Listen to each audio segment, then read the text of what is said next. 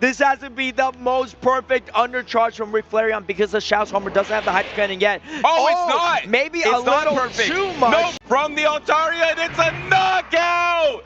Let's learn how to undercharge properly. G'day battlers, and today we're going to be talking about a part of Pokemon Go PvP that most people get completely wrong, and that is of course undercharging.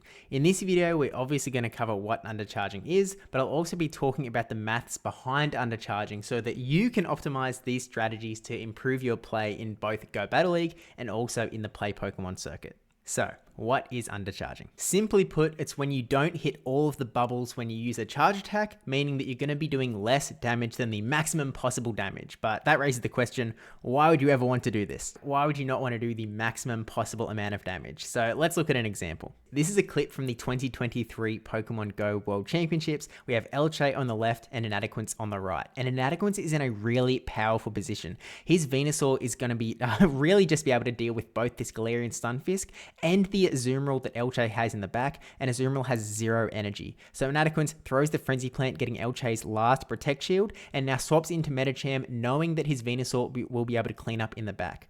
Rather than Elche going for the KO here and letting that Venusaur clean up, Elche goes for a really small undercharge, leaving Medicham around so that he can swap into the Azumarill, getting 2 bubbles of farm down on the Medicham, and now the Azumarill will just barely be able to get to the Ice Beam before the Venusaur is able to get to the Frenzy Plant, meaning that Azumarill is able to get the KO here and get the win for Elche. Whereas if he went for that full Earthquake KO of Medicham, he would not have got to that Ice Beam, meaning it was critical that he undercharged here. Now, most people understand that the more bubbles you hit, the more damage you're going to do. And that's certainly true. But let me ask you one question. How many of you just vibe it and you just generally go like, I need to do a little bit less damage, so I'll just hit a few less bubbles? Because I'm going to wager that it is most of you.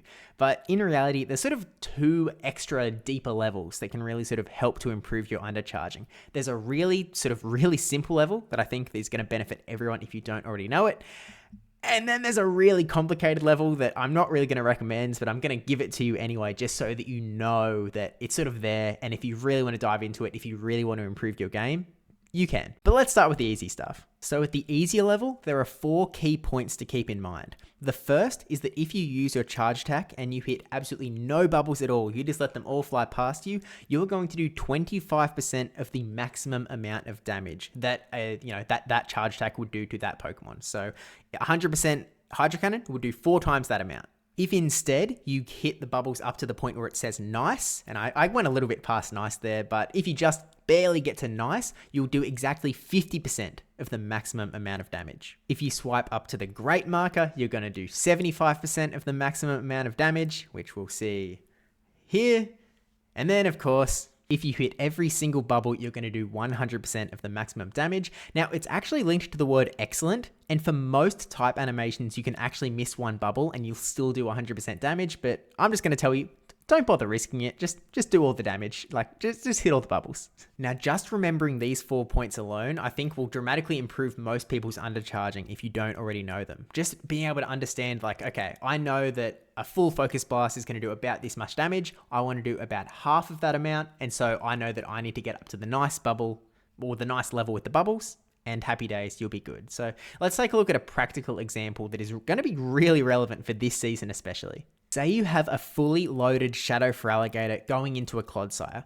One Hydro Cannon does about 60% of Clodsire's health. So doing both Hydro Cannons back to back, you're just going to KO Clodsire and get no farm. Instead, we throw the first one to full 100% to excellent, and the second one we only throw up to nice, doing about 50% of the damage, leaving a little bit of health on the Clodsire, meaning we can then get a few Shadow Claws of farm, not letting Clodsire get a charge attack, but still priming us up to be able to get another Hydro Cannon going into the Pokemon in the back. So you can really sort of instantly see how effective this can be when you apply it to your games, and maybe an example to keep in mind, maybe not the Wurmple. Now for most people, you can stop the video here. This is all you're going to need to know. This is all you're going to remember, and it can be really helpful in undercharging.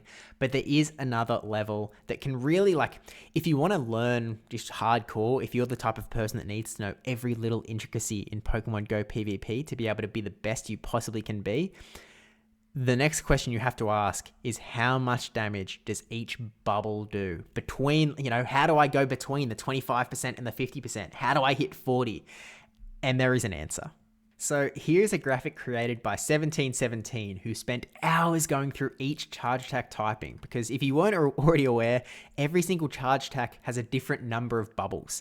And so essentially through 1717's efforts, and I'll move my head in a sec as well, each bubble is going to be doing a different amount of damage for each individual typing. And so if we just focus on the green numbers for next to each typing, you can see that it sort of ranges all over the shop. I think it goes as high as 3.25%, and it goes as low for the normal typing as 1.75% of the maximum number of damage per bubble that you hit. And so for me, that's too much. I don't think it's worth learning a specific percentage number for each individual typing. So at least to simplify it a little bit, I think it sort of averages out to about 2.5%. So if you sort of want to condense it somewhat, just knowing that about every 4 bubbles, you're going to be doing another 10% of the damage. So if you do want to hit that 35% damage, you sort of think about 25% is no bubbles.